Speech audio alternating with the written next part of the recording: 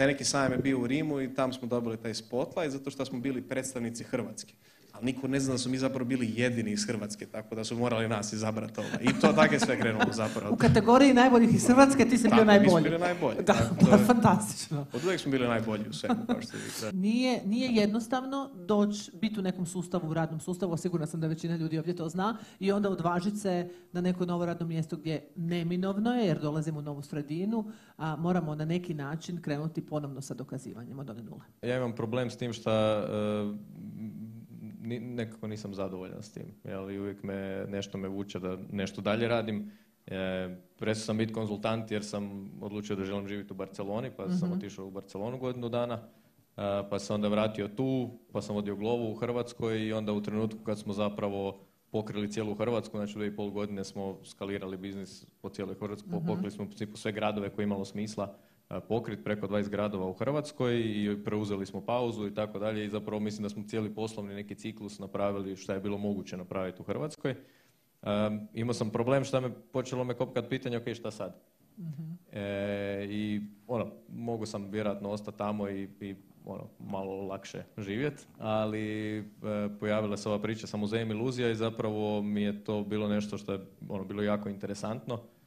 Neka priča koja je još uvijek pokazani poslovni model, ali opet na početku recimo, i vidio sam da ima još jako puno potencijala i jednostavno mi je bilo prezanimljivo uključiti se u tu priču i pomoći da se to skalira i razvije do potencijala koji ima. Ali sad ću ja reći nešto s čim se vjerojatno nećete svi složiti, a mislim da kad si mlad, da ti zapravo teže biti hrabar.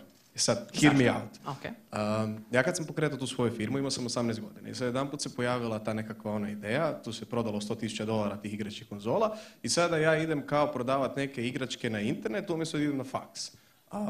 Kad si imao 18 godina, generalno si pod puno više utjecaja, okoline, roditelja, puno si više nesiguran i kao neke stvari koje su mene tada jako onako dirale, općenito zapravo taj nekakav, kako bi rekao, shaming od okoline, je nešto što ja sada zapravo nemam, kužiš. Ali tada kad si ti dijete, ti slušaš te nekakve vanjske savjete, i na primjer ja kad sam išao tu tvrtku osnovati, ja sam inače iz Karlovca, što manje sredina, to generalno ćete manje ljudi shvatiti, odnosno to su više zadrti, ako se smijem tako izraziti. Tamo generalno me zapravo nitko nije u toj ideji podržao. Svi su bili kao joj, ti ne znaš šta radiš, ti nećeš uspjeti, ti nećeš ovo. Ja sam zapravo djelomično iz nekog revolta prema tim odraslim ljudima koji su mi tvrdili da ja ne znam šta radim, zapravo otvorio tu firmu. Znaš, kad ti neko kaže da nešto ne napraviš, onda ti baš to nekako želiš. Mislim, naravno, treba tu razumjeti isto roditelje koji te samo žele zaštititi ali hoću reći, kad se odseliš od njih, onda nemaš nekog ko će ti baš solit pamet, znaš, šta radiš, zašto, ne znam, otvaraš firmu, kad si se vratio doma i takve nekakve stvari.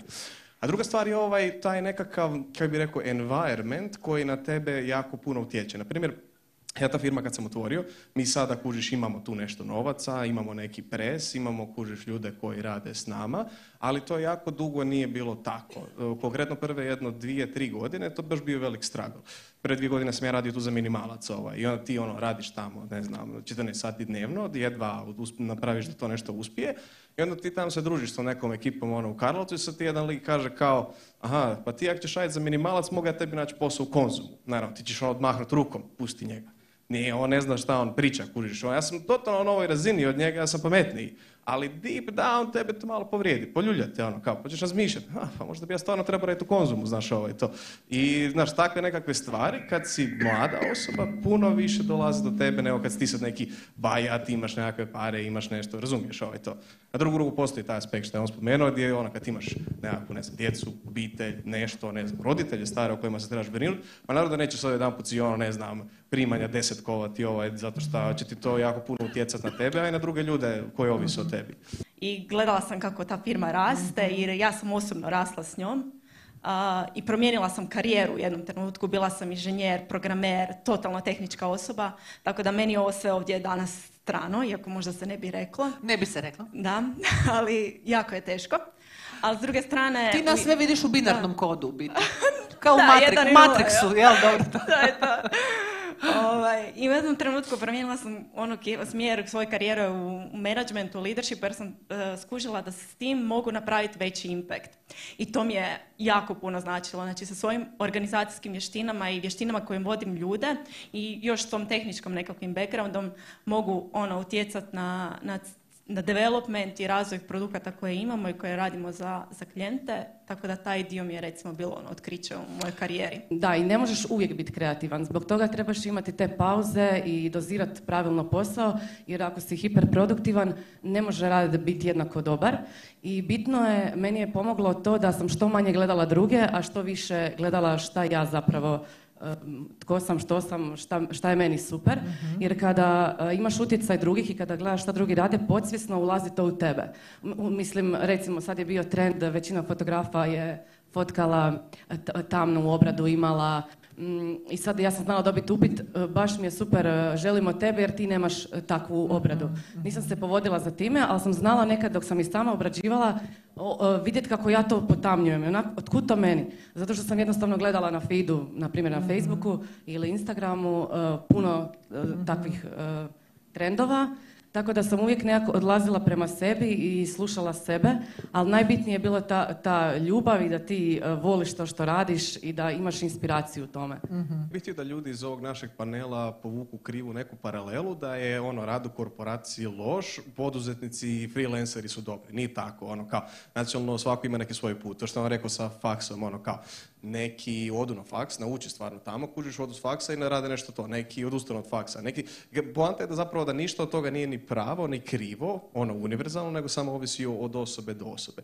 Ima jako puno primjera gdje ljudi pokrenu firme nakon što su, radili 15 godina u nekoj korporaciji, različitim korporacijama ili općenito firmama, onda nauče nešto i pokrenu nešto. Ima primjera da zapravo ljudi imaju startupe, prodaju startupe, odu raditi u neku firmu i to. Ništa od toga zapravo nije pravo ni krivo.